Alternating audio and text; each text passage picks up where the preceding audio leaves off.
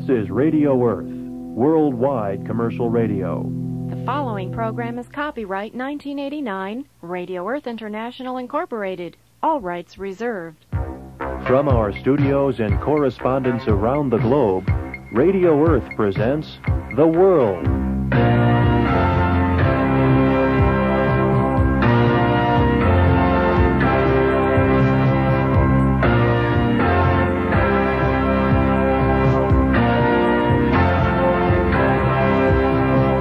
Welcome, everyone. This is Suzanne Poulos. And Michael Poulos. With The World from Radio Earth, brought to you by Universal Shortwave. On today's program, Birkie Fever, a visit to the American Birkebeiner cross-country ski race with over 6,000 participants from around the world, and every one of them a winner.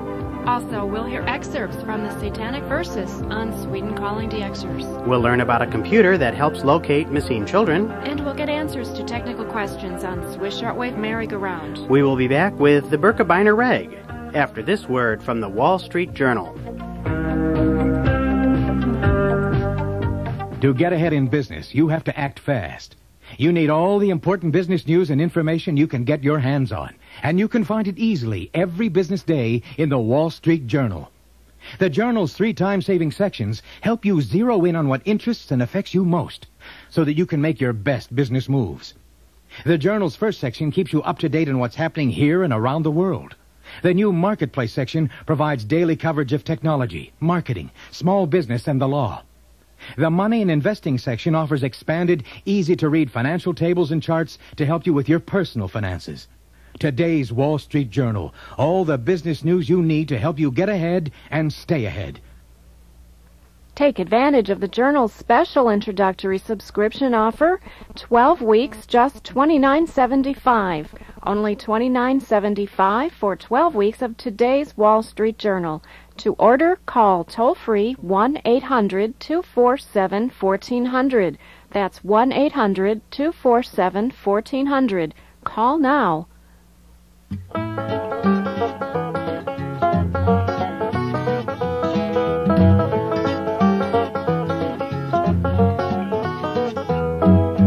year was 1206, was a little Norwegian prince.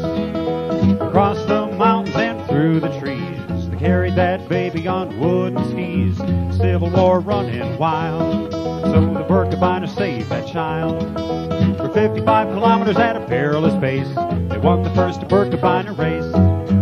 Feeling good, feeling fast. And when I get to the end, gonna tell all my friends that I did find myself doing the Birkebeiner rag.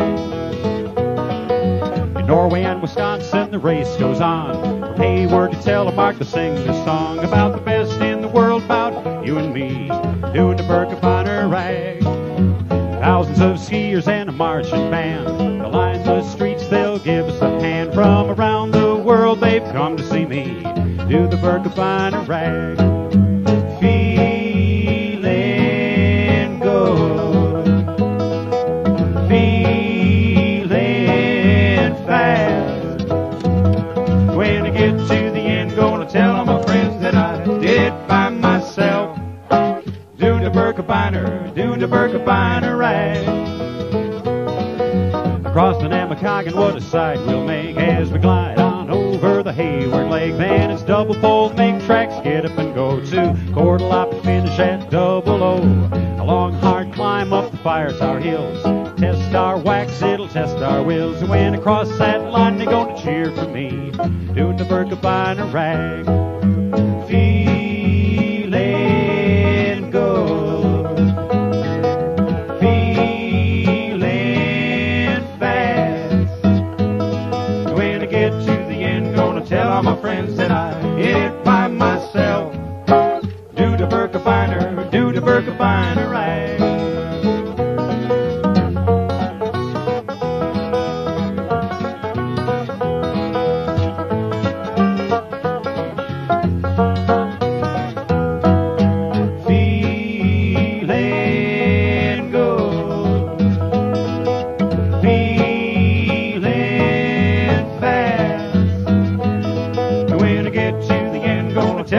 darling, said I did by myself.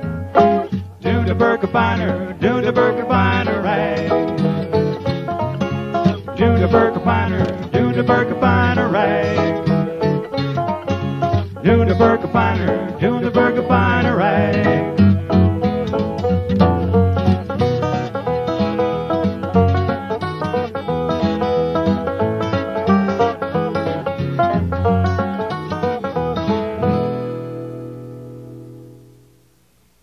That was the Birkebeiner Rag with Eric Schubring and Lou Arsoni.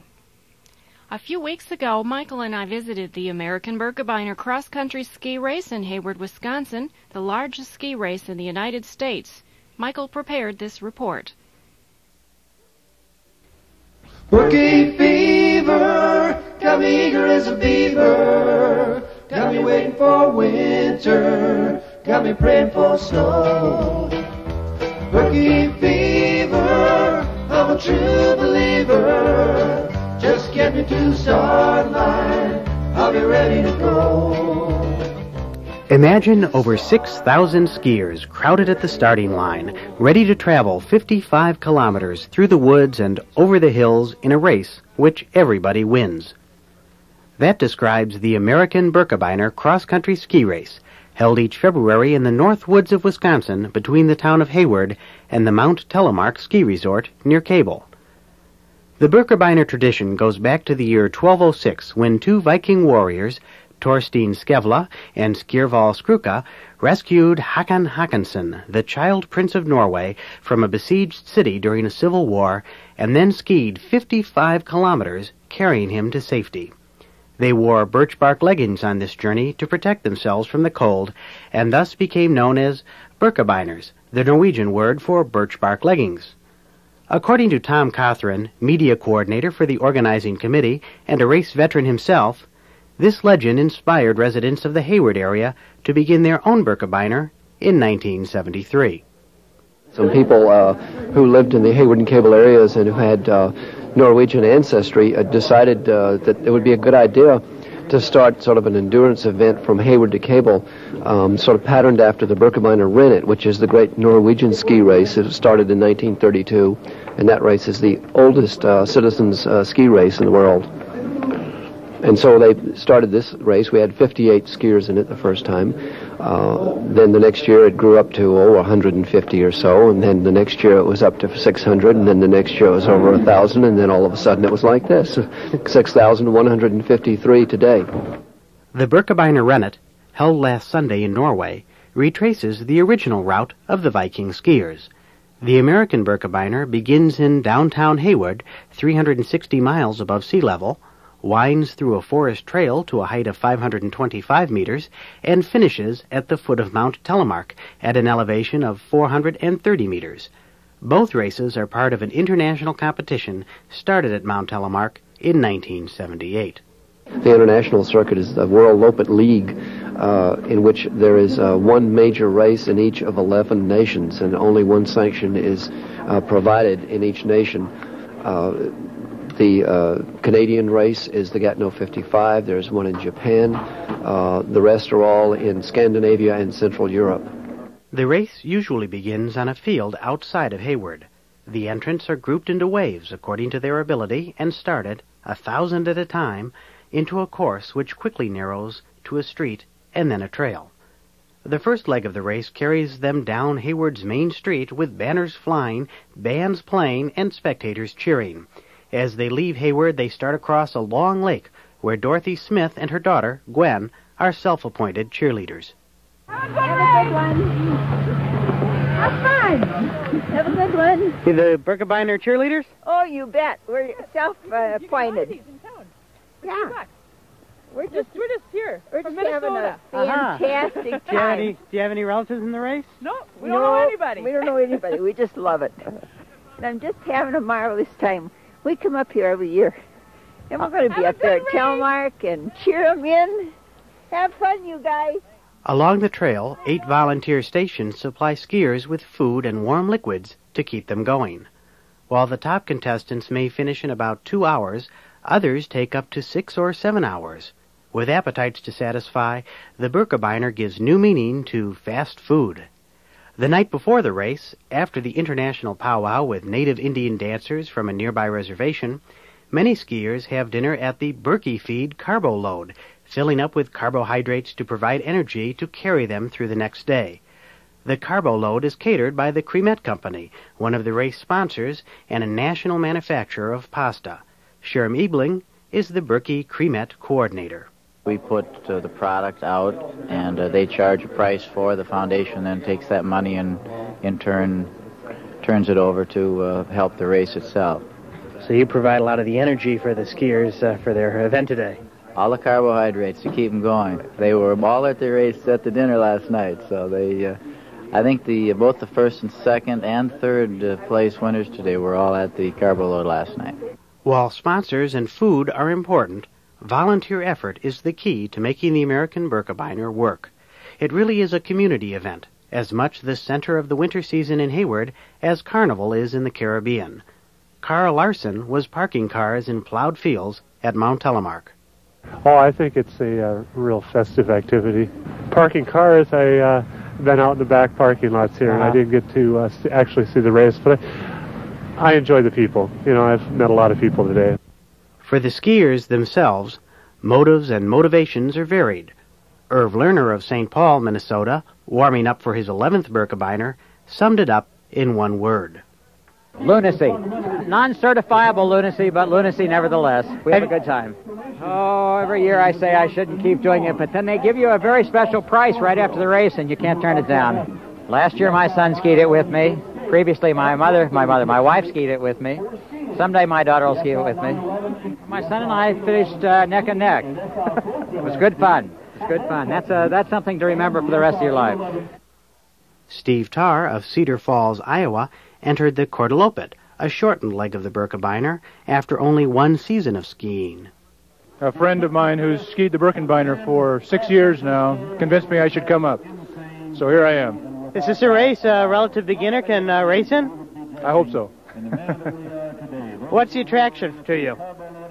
Well, for me it's a challenge, something to work at to keep me exercising. I'm one of those fellas getting over the hill physically and don't like it. So something like this once a year keeps me exercising and keeps me challenged. Challenge is important to race entrants, and it is available to all, regardless of ability. The race even includes a large contingent of disabled skiers, some of whom, according to Tom Cothran, do surprisingly well. We have members every year from the U.S. Disabled Ski Team, and some of them are really good athletes. You'd be surprised. I mean, they'll come in the top 200 in the race. They're very, very good. And as for just the general citizen disabled people, they're people who have gone out and gotten lessons from people who are certified instructors for the disabled, just as there are instructors for disabled and downhill, and taught how to handle themselves safely and how to cope with the downhills, the uphills, and cope with whatever their particular disability may be, whether it's vision or, a limb problem or something like that. They've been taught how to cope with that particular disability, and once they get out there and get along with everybody else, I'm sure they feel just great like the rest of us do. Others see the race in even a larger context. Ski for Peace, a Vermont-based organization, sponsors skiers from the United States and the Soviet Union to promote international understanding. This year, a contingent from the Russian city of Murmansk on the Arctic Ocean came to Hayward for the American Birkebeiner. The top-finishing Soviet skier, Alexander Shubin, known as Sasha, spoke with me through a translator. While he looked forward to congratulations from his friends, he realized he was doing something more just by participating. Отмечено то, что ты занял такое место в этих гонках там, в Союзе. Меня поздравят мои друзья. My friends will say, good job.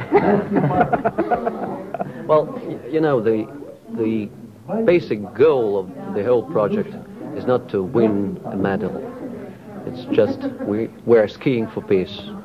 So the basic thing is to meet people, to talk to people, and that's, you know, it's he is not a professional skier after all, and he's just a citizen skier.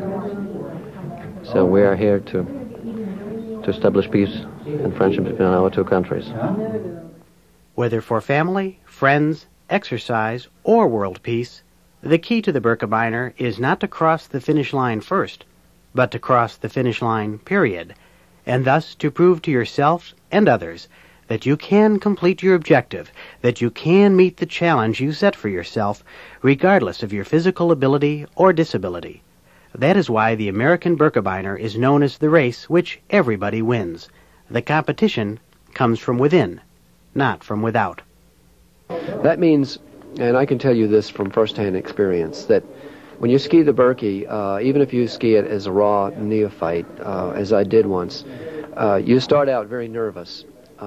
You see a lot of people out there, say maybe most of them are better than you are, but nevertheless, you start out in the gun sounds and you're going down the trail and you have one thought in mind, and that thought is, I'm going to finish this, and I'm going to do it.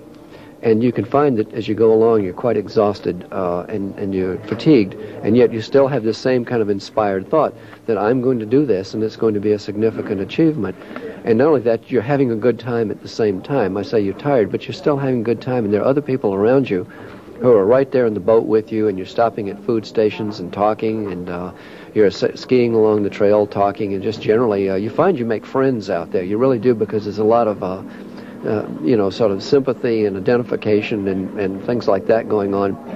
But the neatest thing happens when you know that you're nearing the end of the race and you're telling yourself, and even if you're a pretty slow skier, I mean, as I was when I did it, you're telling yourself, well, I'm going to finish this. I'm going to finish, and they're going to give me a medal, and that's going to be special. And on Monday, I'm going to the office and tell all my friends about it. And what happens then is that you cross the finish line and somebody with a big smile hangs a big, handsome Birkie medal around your neck. And believe it or not, it feels like you just won the Olympic bronze. It doesn't feel like you merely finished a race way back in the pack of the thousands of people. It really feels like you won something big. And I suppose that's why we make our medal a nice, big, handsome medal, because it feels like what it ought to feel like. Birkie fever. A state of mind in a race where being the first to finish is not even within the comprehension of thousands of participants. A state of mind where you compete instead with yourself, just to impress yourself. Where your fellow racer is not your competitor, but your friend, urging you onward as you urge him or her onward.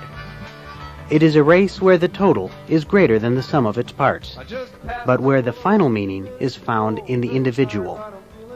With determination and inner strength, everybody can win the Birkie, regardless of ability. Perhaps the final lesson of the Birkebeiner is, with that same determination and inner strength, everybody can also win at life.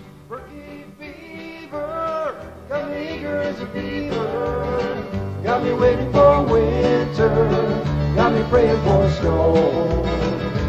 Birkie fever, I'm a true believer. Just get me to the start line, I'll be ready to go. Get me to the start. From the 17th Annual American Birkebeiner Cross-Country Ski Race in Hayward, Wisconsin, this is Michael Poulos for Radio Earth.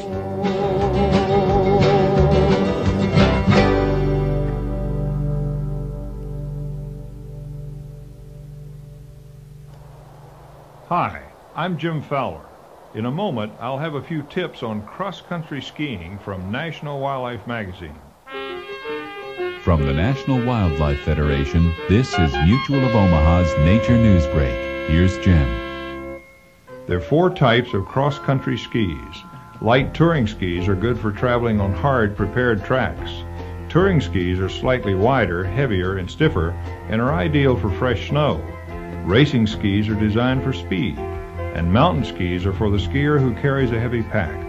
For the occasional skier, waxless skis are the best because they come with patterned bases that prevent backslip.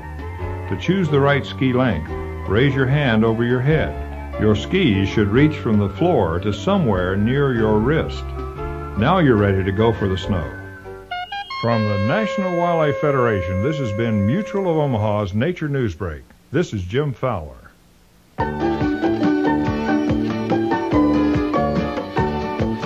presenting The World to the World on Radio Earth, a new sound in international shortwave commercial broadcasting.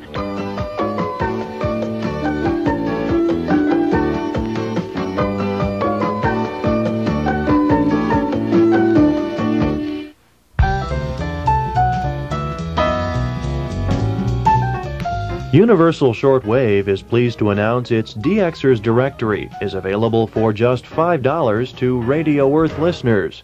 This important listing of over 1,200 listeners and 100 clubs worldwide is a must for every active listener.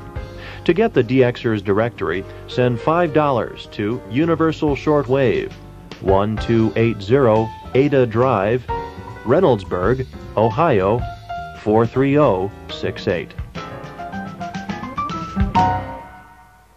Well, the Birkebeiner is very hard to describe. If you have an opportunity to attend, you really should. One of the nice things about the race is how well organized it is.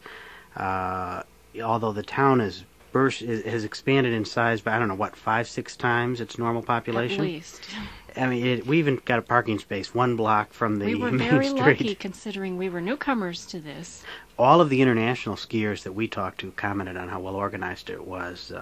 Oren Blomqvist, who was the winner, said it's, the big difference between the American race and the European ones was it was well organized. He also mentioned that the Italian races were very noisy. That's funny because I don't think they had an Italian race this year due to lack of snow. So it's one opportunity to get in on a sporting event and not be smothered by the crowd. But the only people who can really say anything are the people who actually enter the race and finish, I think. That's probably because that's where all the crowd is, out on the trail. But we took up cross-country skiing this season, and I don't know, Suzanne, should we enter the Birkebeiner next year? Maybe the Kortalappet. It really is. I mean, it's like taking a long hike. Well, what we'll do this summer is go up there and see what it's like hiking the trail in the summer, and then we'll decide if we want to. I think we might have an easier time hiking it or skiing it than hiking it. Well, you never know. But it's definitely worthwhile. Even for little kids, there's an opportunity to participate. Right. There's the Barna Birkie, which is sponsored by the Sons of Norway, and the entrants are between the ages of 3 and 13. They have this race 2 days before the Birkie, and there are 3 races. They have the 1.0, 2.5, and 5-kilometer races. We would like to thank radio station WOJB in Reserve, Wisconsin, near Hayward, for their help in sending us some of our musical selections and other information on the race. Right, and the following song you hear, Birkie Fever, by Chris Hannum with the Off the Wall Band. We have special thanks for Chris for sending us this tape, which was produced for this year's Birkebeiner.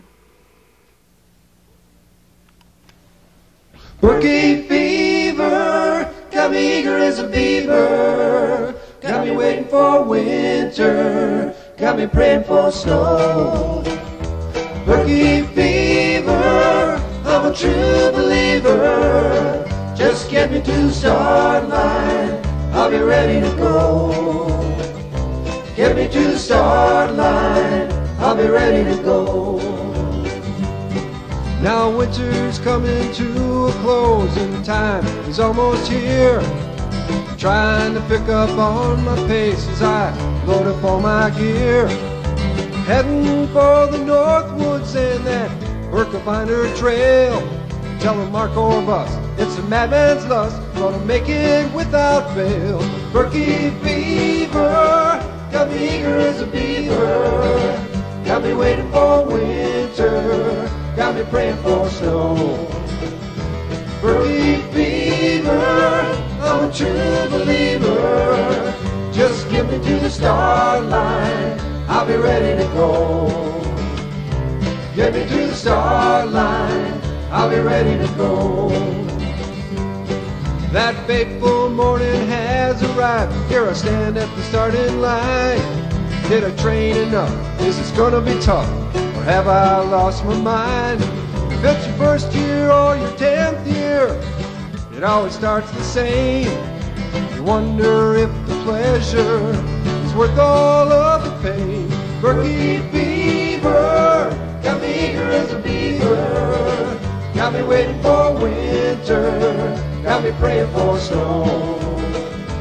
Birkie fever, I'm a true believer. Just get me to the start line, I'll be ready to go. Get me to the start line, I'll be ready to go.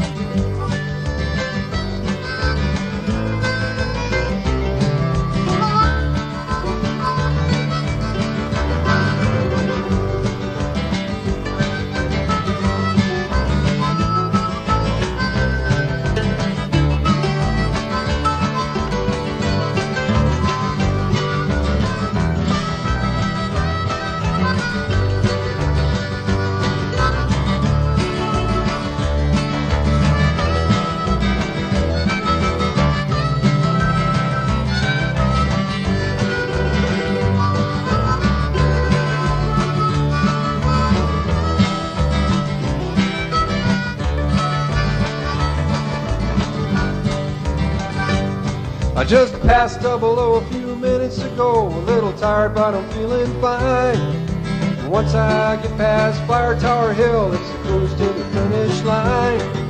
I'm only sorry that this race is run for once a year. Thank the Lord for snow, now I gotta go, last one in buys a beer. Birkie fever, got me eager as a beaver, got me waiting for winter, got me praying for snow. Birkie fever, I'm a true believer. Just get me to the start line, I'll be ready to go. Get me to the start line, I'll be ready to go. Get me to the start line, I'll be ready to go.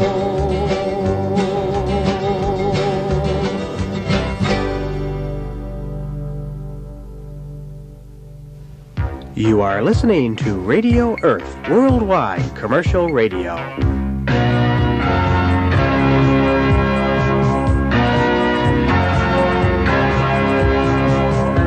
Radio Earth broadcasts Monday evenings from 10 to 11 p.m. Eastern Standard Time, 0300 to 0400 UTC Tuesdays on 7520 and 9495 kilohertz to listeners in the Americas, Europe, the Middle East, and Northern Africa. We welcome your letters and reception reports. Our address is Radio Earth, Box 321, Chicago, Illinois 60666, USA.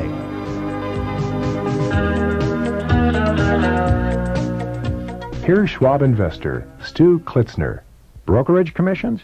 I pay half what the full commission brokers charge because I invest through Charles Schwab, the discount broker.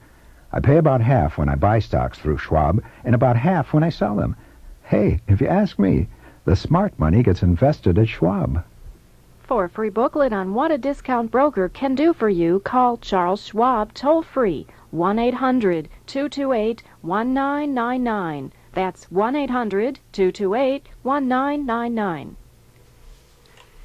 If you would like to subscribe to Smithsonian Magazine, and you should, the number to call is 1-800-322-3414. That's 1-800-322-3414. The price is $20, and the magazine comes out monthly. And for a more high-flying look at the world, Air and Space Smithsonian.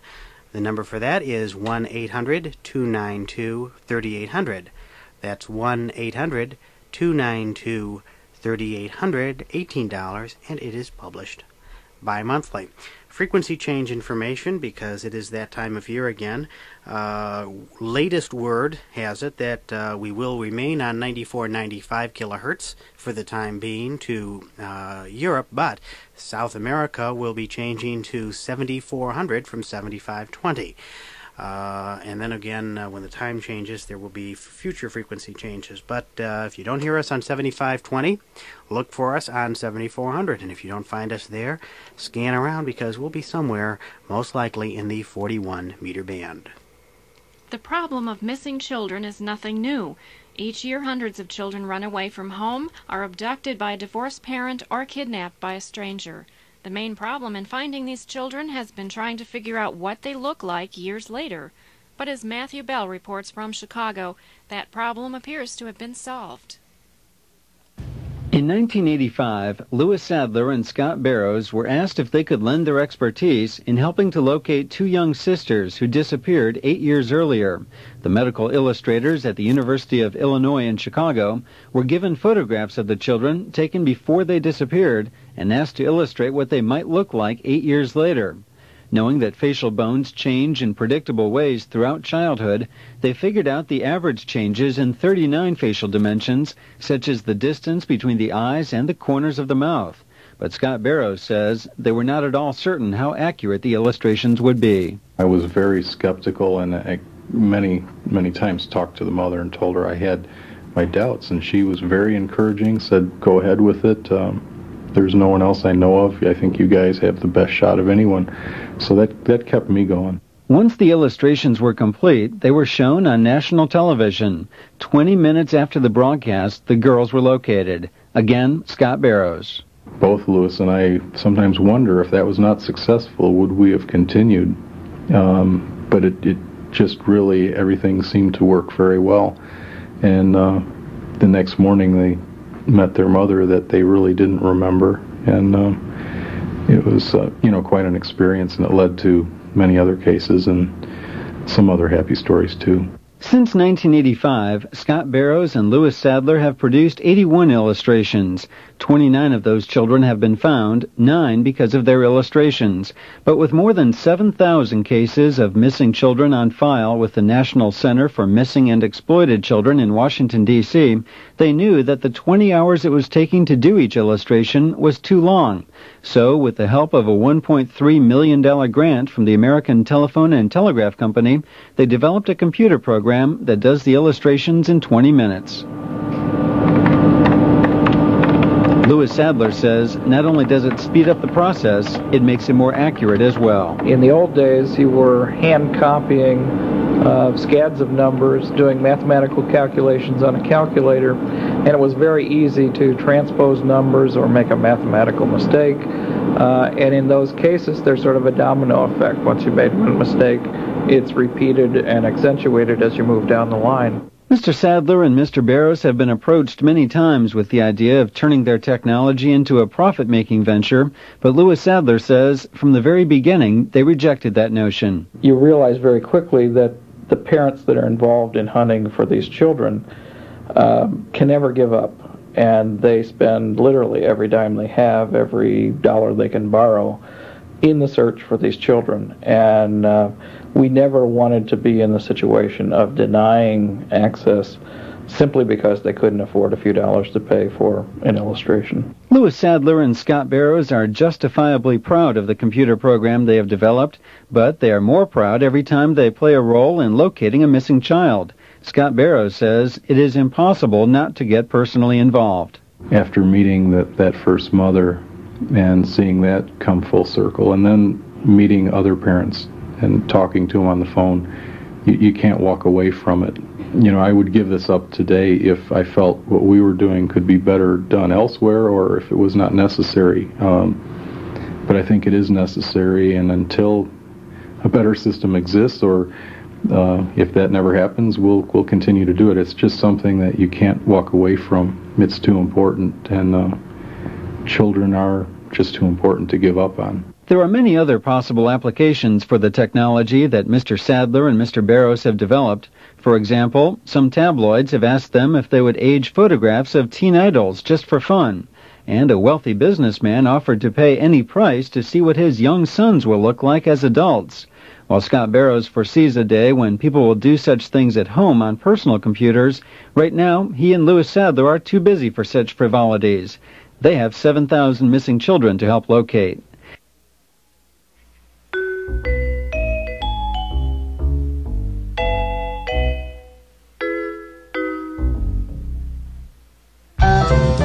With 35 years' experience serving the amateur and listening community, Universal is the place to go for all your shortwave needs.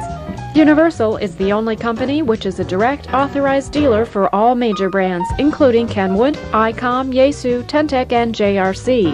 And Universal offers a 90-day additional warranty at no additional charge. For a comprehensive catalog, write to Universal Shortwave, 1280 Ada Drive, Reynoldsburg, Ohio 43068. Be sure to mention Radio Earth to get this $1 catalog absolutely free.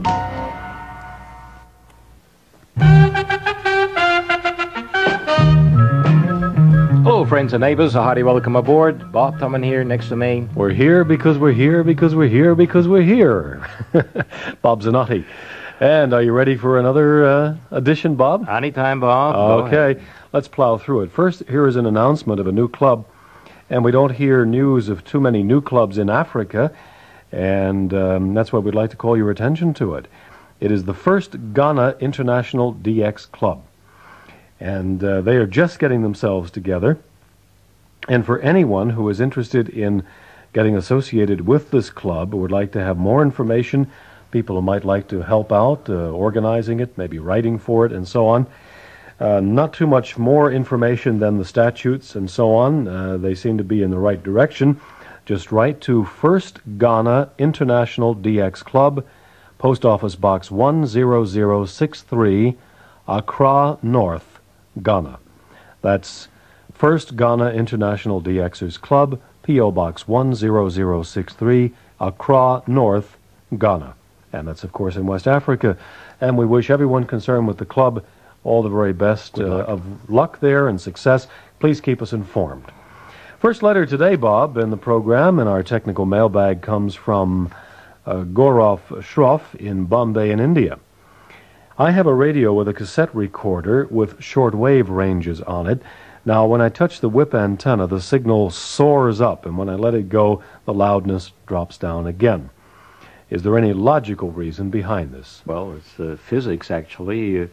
Well, your body acts as an external antenna and adds to the signal pickup, of course. Body capacitance, or hand capacitance it's called. Whatever. Simple as that. Your body picks up radio signals, and if you touch an aerial, and which goes into the input, there it is. It adds on to what the whip itself. Of course, the lesson to be learned from this is you can improve your reception by putting on an external antenna. Exactly. And don't attach it directly to the wire, as we said in the last couple of programs.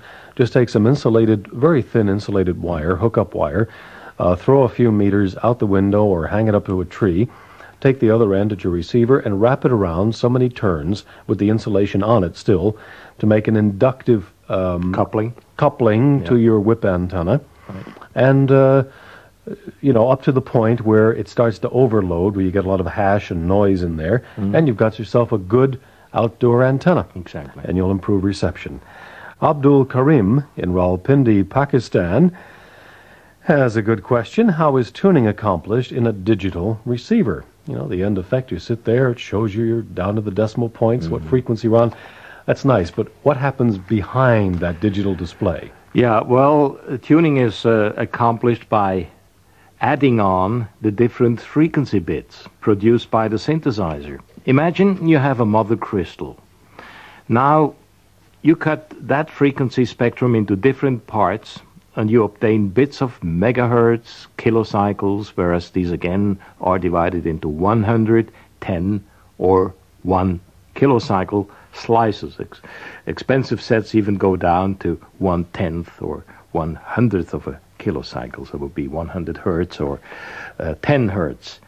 Now, tuning is done in such a way that you add on so and so many megacycles plus several 100 kilocycle slices, and then whatever you need in 10 kilocycles or single kilohertz, till you got the frequency you want to compose.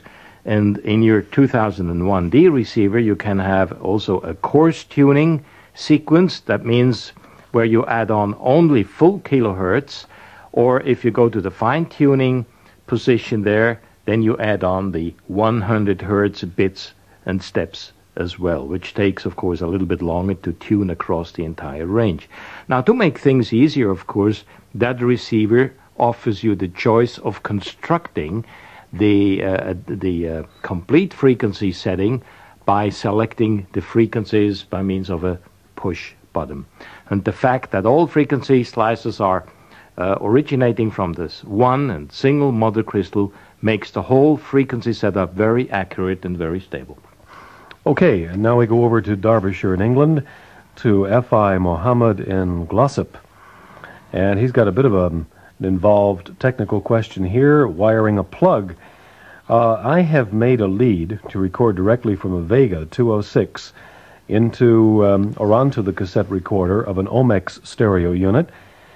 The DIN plug for the Vega is wired 1 and 2. You know, everybody knows what a DIN plug is, those sort of fat plugs, different pin configurations. Well, that's the DIN, okay? DIN. Right. Deutsche Industrienorme. Right. German industrial norms. The DIN plug for the Vega is wired 1 and 2, as recommended in the instructions. The other DIN plug, which is plugged into the Omex, in other words, the other side, is wired 2 and 3 by trial and error because there were no instructions along with the unit. Now he says, I can only record with this lead if I turn up the volume on the Vega on the receiver to produce an adequate signal on the Omex input, in other words, the recording machine. But, he says, shouldn't it be possible to record without turning up the volume? In other words, shouldn't this recording be independent of the volume control? In other words, how can he make a change in the wiring there to accomplish that? Well, let's recall the pin connections with this DIN plugs. For stereo transmissions and to record into an equipment, you use pin 1, which carries the left, and pin 4, the right channel, and pin 2 represents the ground or the screen of that cable. For both of them. For both common screens. Right. Now, if you have only mono transmission, pin 1 and 4 are normally connected together. 2 remains the ground. Now, if you wish to retrieve audio from the set, you have to call on pin 3 and 5 for the left, respectively the right channel. Again, pin 2 is the ground, meaning, again, the screen of your cables go into pin 2. In mono, again, pin 3 and 5 are connected together. Now, looking at your sketch, it seems to me you have mixed things up. From the Vega receiver, you must take pin 3 and 5 together against 2, the screen, and go into the recorder by connecting it to pin 1 and 4 and 2 to the ground. And then the trick should work. Recording should be possible also when you have the volume control turned down. What happens right now, actually, is you go into the wrong side. And, of course, you have to turn up the audio to get something out via the wrong way. Well, of course, a pragmatist would say, what's the difference? It works. No, but if you turn it around, you would really obtain what you're looking for, a recording possibility without having the volume turned up at all. Okay, fine. They're a little tricky, those DIN plugs. And Bob, quite a while back, remember we were reminiscing here or talking about in passing the Zenith transoceanic radio, and we sort of had fond memories of it and everything. Well, we got a letter from Miami, Florida. The writer was Timothy Hendel, and he apparently didn't have such good experiences. He says, I hate to disillusion you both, but I can tell you that the Zenith transoceanic radio was, in my opinion, probably the worst piece of consumer electronic gear ever produced at any price. I was referring to the transistorized version, not the earlier tube model, with which I have had no experience, and this opinion does not carry over to other Zenith products. I had one of the first Zenith transoceanics. I think it came out about 1958, and it was called the Royal 1000. I had a later version, about 1963, the Royal 3000, I think. It was basically the same, except that it had a long wave and FM added. Then I briefly used a much later version, made about 1972, which had an added BFO, the 162 megahertz weather band even, and they were all the same. Terrible. The problem? Images, images, and more images. Okay. But I believe we referred actually to the old tube version, which at the time, shortly after the war, of course, for us, we couldn't afford. Was a big solid piece of gear. That was the top-notch receiver those days, and of course we didn't have the comparison we have today in comparing gross signal input and images and that sort of thing. We were happy to hear stations at all, and sometimes for the money we got twice as many stations, which of course accounted for the image problem. Okay, and the evolution of the market and equipment certainly speaks for itself. Sure. Bob, that's it. Let's get out of here quickly. We run out of time. Until next week, but our address. Yeah, and for your problems, your queries, don't forget, sit down and address your queries to the two Bobs, Swiss Radio International, Bern in Switzerland. The two Bobs, Swiss Radio International, Bern, Switzerland. So until next week, this is Bob Tallman and Bob Zanotti saying goodbye. Good DXing. Very best of 73s.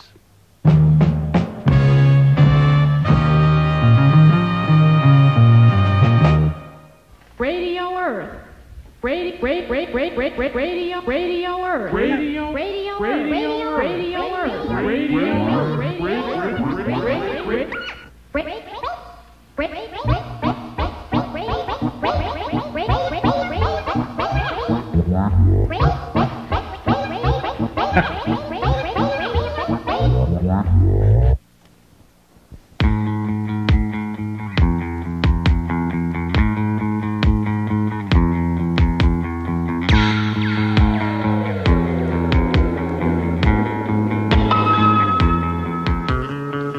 Welcome to another edition of Sweden Calling DXers.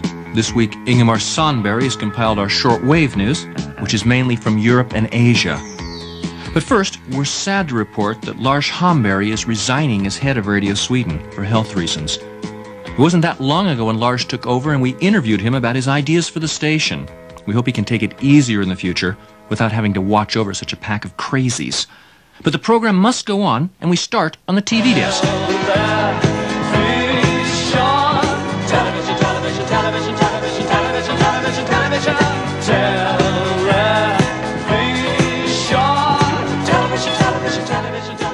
Last week, we talked about the search for extraterrestrial intelligent life.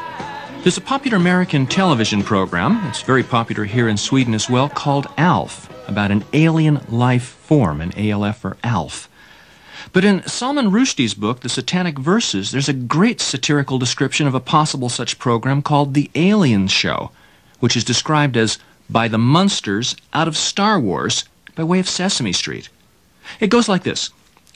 It was a situation comedy about a group of extraterrestrials ranging from cute to psycho, from animal to vegetable, and also mineral, because it featured an artistic space rock that could quarry itself for its raw material and then regenerate itself for the next week's episode. This rock was named Pygmalion, and owing to the stunted sense of humor of the show's producer, there was also a coarse, belching creature like a puking cactus that came from a desert planet at the end of time. This was Matilda, the Australian, and there were the three grotesquely pneumatic singing space sirens known as the alien corns, maybe because you could lie down among them. And there was a team of Venusian hip-hoppers and subway spray painters and soul brothers who called themselves the Alien Nation.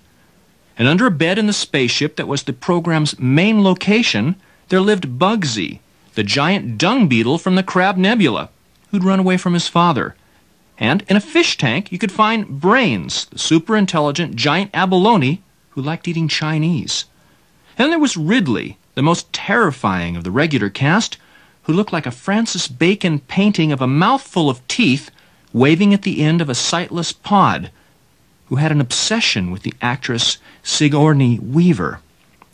The stars of the show, it's Kermit and Miss Piggy, were the very fashionable, slinkly attired, stunningly hairstyled duo Maxime and Mama Alien, who yearned to be, what else, television personalities. They changed their voices along with their clothes, to say nothing of their hair, which could go from purple to vermilion between shots, which could stand diagonally 3 feet up from their heads or vanish altogether, or their features and limbs, because they were capable of changing all of them, switching legs, arms, noses, ears, eyes, and every switch conjured up a different accent from their legendary protean gullets. What made the show a hit was its use of the latest computer-generated imagery. The backgrounds were all simulated: spaceship, otherworld landscapes, intergalactic game show studios, and the actors, too, were processed through machines, obliged to spend 4 hours every day being buried under the latest in prosthetic makeup, which, once the video computers had gone to work, made them look just like simulations, too. Maxime Alien, space playboy, and Mama, undefeated galactic wrestling champion and universal all-comers pasta queen, were overnight sensations. Primetime beckoned. America, Eurovision, the world. That was from Salman Rushdie's book, The Satanic Verses.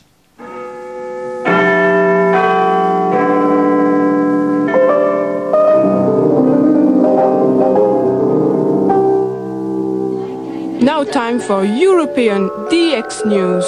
From a point at sea to the circles in your mind, this is the new Radio Caroline.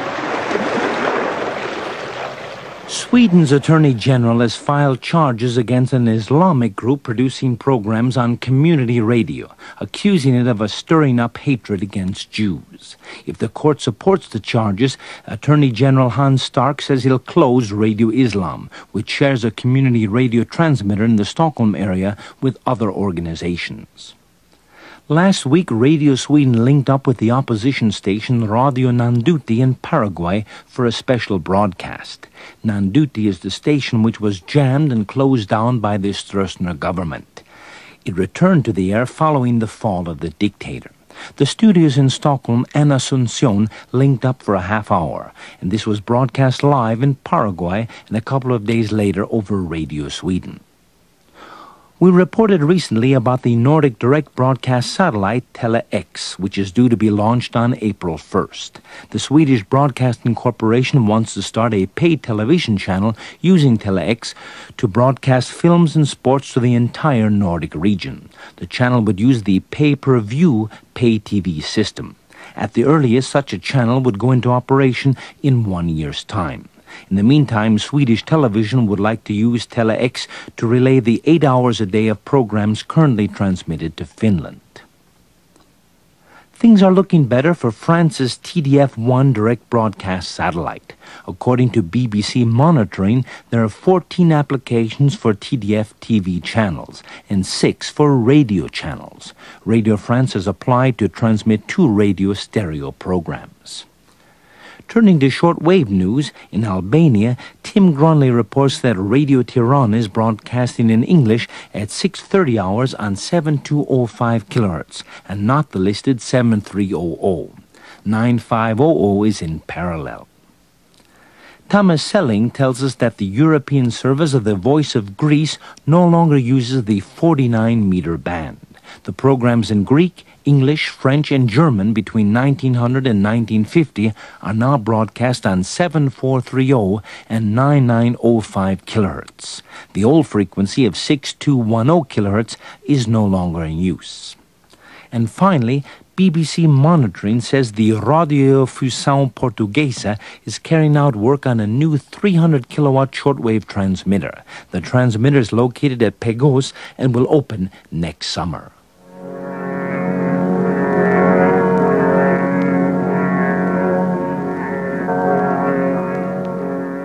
And now, the Sweden Calling DXer's Asian desk. Correcting DX Bulletin 2030, Petr Andreevits points out that the frequency of Radio Jordan's transmissions to Europe and North America between 1430 and 22 hours should be 9560 kHz, the long-used Radio Jordan channel. Amar Suod tells us that since January 1st, All India Radio has carried a Hindi program for Europe at 2045 until 2145 on 11620 and 7412 kHz. From 21 hours, the frequency of 9910 kHz is also used. Kanwarjit Sandhu writes that the current monitored schedule of Radio Kashmir on shortwave is as follows. From Srinagar on 3277 kHz at 120 to 225 and at 1130 to 1738. And on 6110 kHz between 240 and 453 and from 6 hours until 1115. From Jammu on 3345 kHz at 120 to 215 and at 1130 to 1741. And on 5960 kHz at 229 until 445 and at 6:30 until 9 hours. Test transmissions from Leh have not started yet. Updating DX Bulletin 2027, Uwe Gruner writes that Radio Ulaanbaatar in Mongolia broadcasts in English on Fridays at 2015 on the new frequencies of 11820 and 9985 kHz. This is Sweden Calling DXers, an electronic media review from Radio Sweden in Stockholm.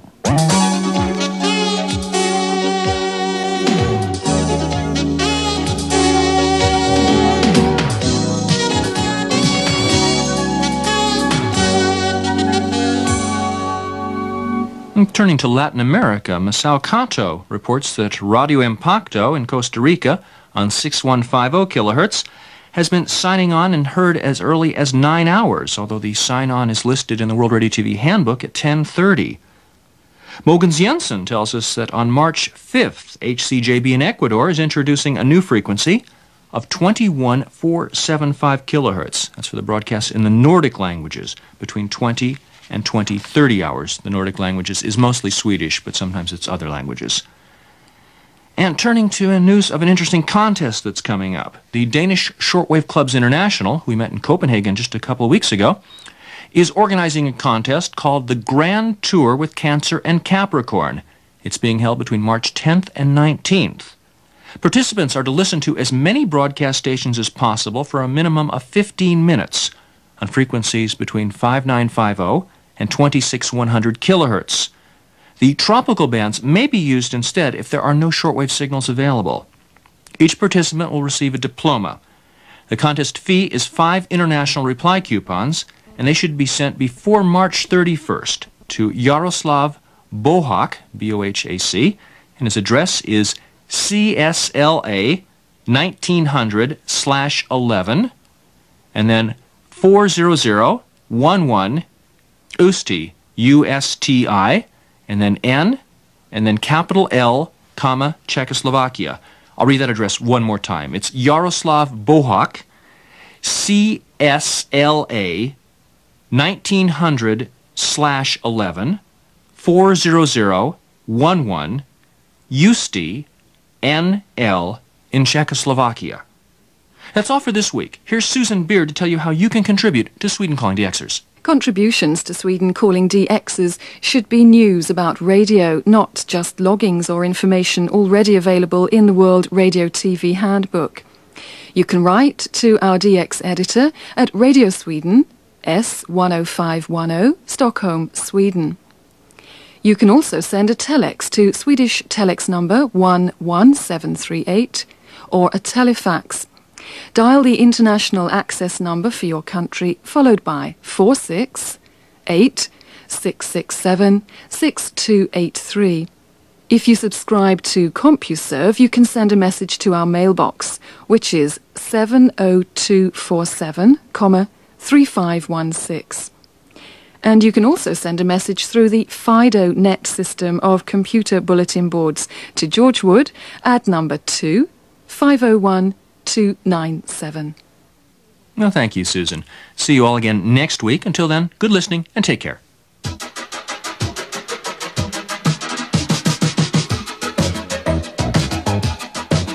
I'm tuning in on my radio. Radio Earth. It's more than broadcasting, it's an experience and adventure in sound. It's also something completely different.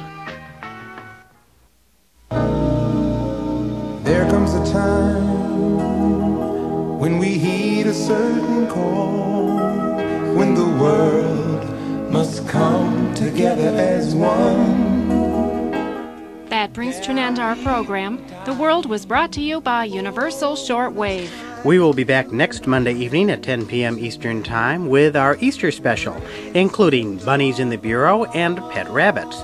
We'll also talk to the manufacturer of the Oscar statuettes and find it is best to stay out of the president's cabinet, or at least his liquor cabinet. And please remember, we will be changing frequencies, most likely to 7400 and 9495 kilohertz. If you would like to write to us, our address is Radio Earth, Box 321, Chicago, Illinois, 60666, USA. Join us again next time as we bring the world together here on Radio Earth. Until then, this is Michael Poulos and Suzanne Poulos wishing you a good day from Radio Earth. Start giving.